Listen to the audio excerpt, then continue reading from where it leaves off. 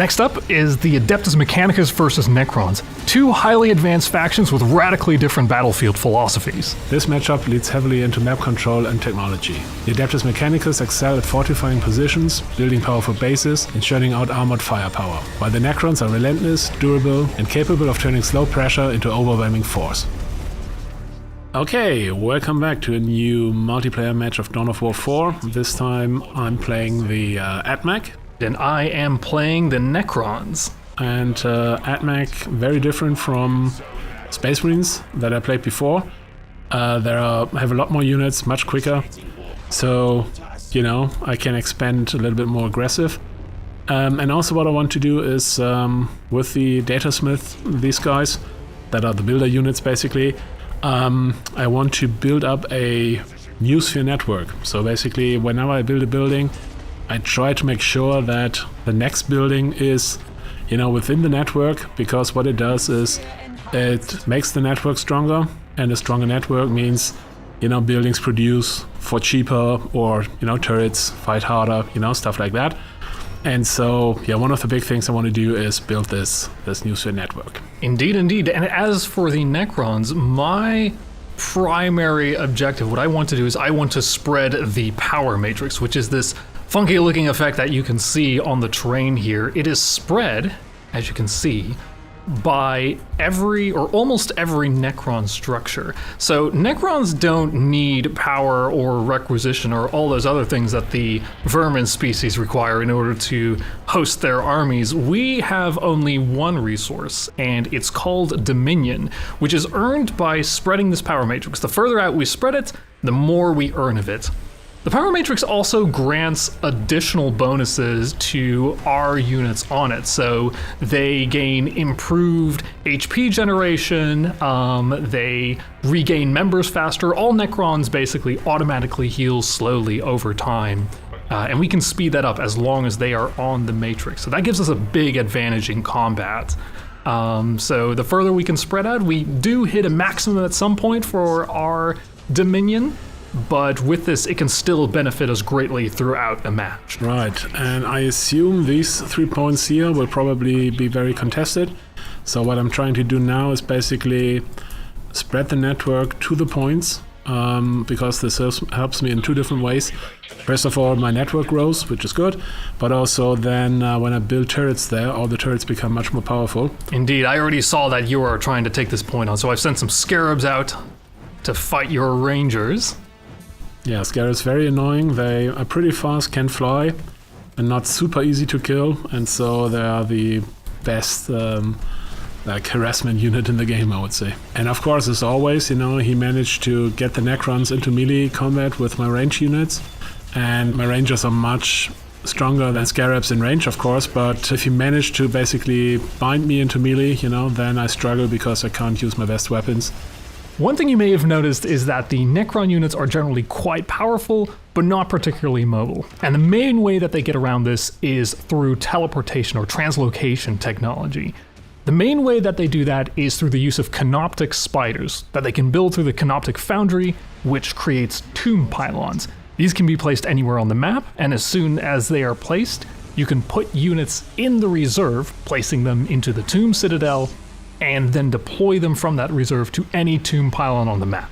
Right, and as you can see here, my new sphere network is growing and growing, unlocking all sorts of research, because, you know, AdMech have a lot of stuff they can optimize and unlock, you know, and this means that all my Skitarii units, for example, now have better weapons, and they can get more models into the unit and stuff like that. So, you know, this is important to keep in mind, basically, to make sure all your units have the best stuff available. Okay, so I've managed to teleport a whole bunch of warriors relatively close to the front line, so we're going to make use of that as soon as we've got this convergence of Dominion set up, essentially, which is a relatively cheap structure that allows us to quickly spread the power matrix. It doesn't have a lot of other functionality, but that is its core functionality, and that will help us with this coming fight, as you can see here. Right, and I let my commander, SecX23, I ordered him to lead these units, and then I can give him a couple of nice upgrades that basically make him and the unit a lot stronger. Alright, so I anticipate that this fight is going to be a little bit tougher, so I'm going to go ahead and build some resurrection galleries in order to support any fallen units. When you lose units, you can have those be selected within a resurrection gallery, which restores that unit over time when it falls in battle. Completely for free. So building plenty of resurrection galleries will really help to bolster your forces if you're losing a battle. Losing more of the selected units while one is already being resurrected speeds up that resurrection, so that really gives you that effect of a non-stop oncoming tidal wave of whatever units you want to choose to resurrect. But you have to choose wisely, you can only pick one at a time. So there we go, and we've got one right here, right now.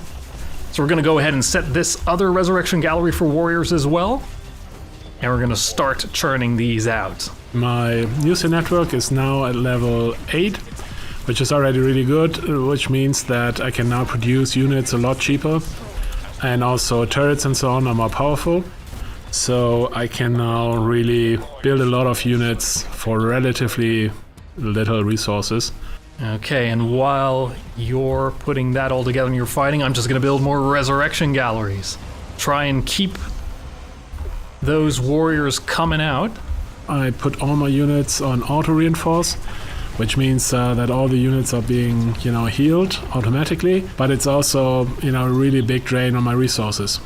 And we're gonna go ahead and do something a little bit sneaky, and hopefully we can catch Yun off guard if we do so.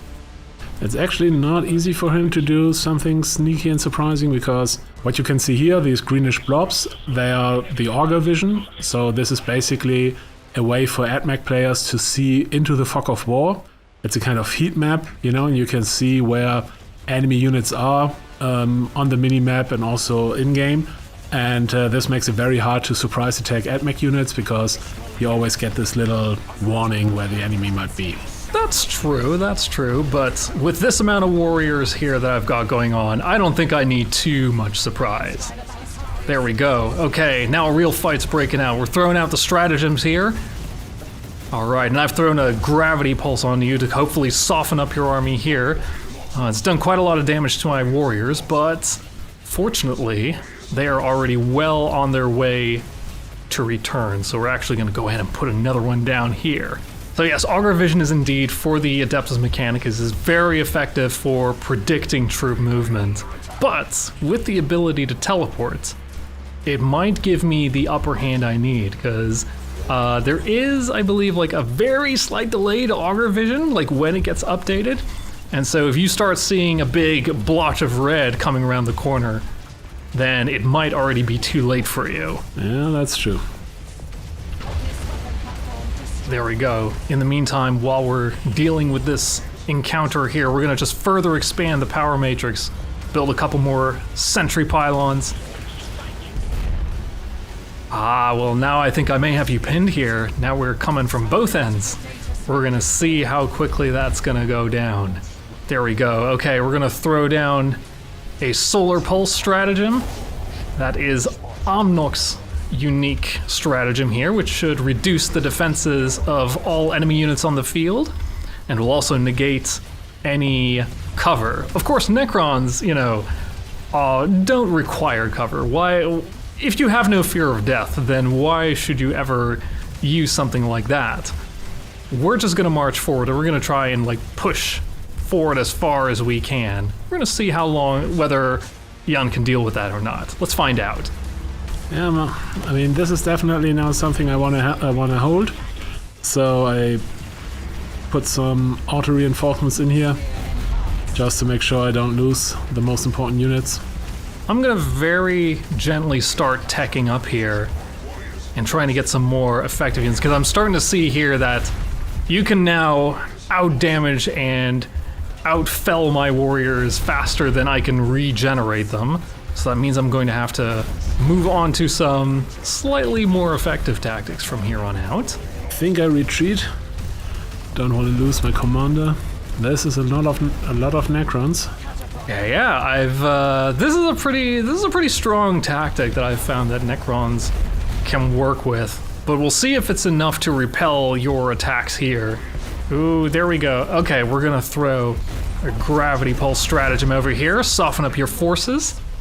Let's get out of the way. I have some resource problems here because, as you can see, I have relatively high upkeep because my army is so big, and also when you control a lot of points, then each additional points you control gives you a little bit less resources. And both of that combined, oh, and I forgot to build generators here. All of that combined meant I did not have as much resources as I wanted to have. But now I have my stratagem back, so that is helpful. And also, I mean, his warriors are pretty good against a lot of things, but not against tanks, right? So these guys can hopefully keep them away for a while.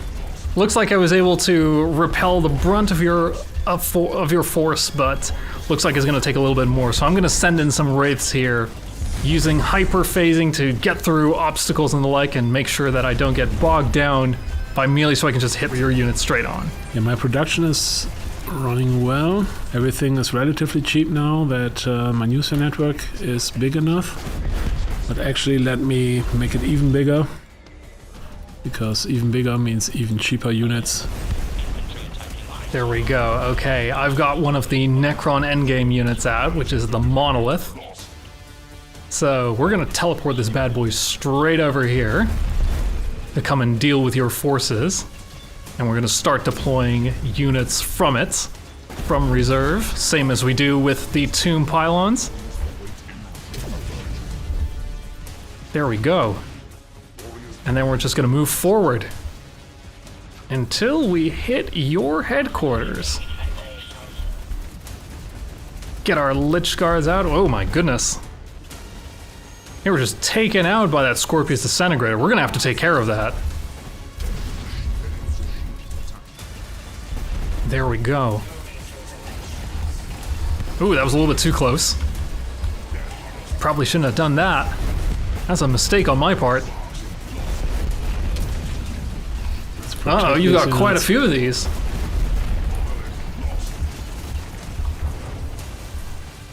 Oh no! Yeah, that's the nice thing with the AdMech. The AdMech really strong production capabilities. And so, especially when you come close to my base, you know, then you better bring the goods.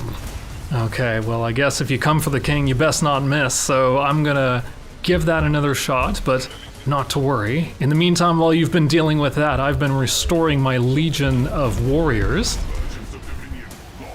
Yeah, but now actually I come into your territory and looking for convergence of Dominion. So if I destroy enough of those, he will have resource problems on his own. That's very true. The Dominion the domain that a Necron can set up can be very, very strong, but it is relatively fragile internally. Like, if you don't have enough defenses from the center on, it can be quite vulnerable. Yeah, also let's see what we can deploy here. Maybe some sort of surprise. Uh-oh. Yeah. Ah, no. This is going to be a problem. I don't think so. I think it's going to be fun.